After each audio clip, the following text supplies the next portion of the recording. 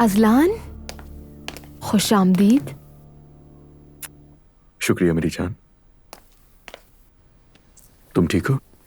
मैं बिल्कुल ठीक हूँ। तुम्हें क्या हुआ, परेशान लग रहे हो? कुछ नहीं, थोड़ा थक गया हूँ बस।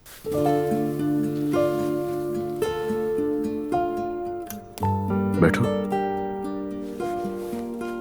मैंने खाना नहीं खाया अभी। हमारे घर वालों की कंपनी के साथ थोड़ी बहस वगैरह हो गई, बस वही एक टेंशन है और कोई बात नहीं है। डिटेल्स बताना चाहोगे?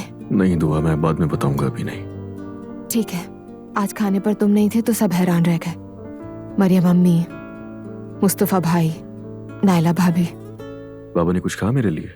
हाँ, कह रहे थे कि मेरी मर्जी से गया, इस किस्म की कोई बात थी। और इसके अलावा? असलान, क्या तुम्हारी बाबा के साथ कोई अनबन हुई है?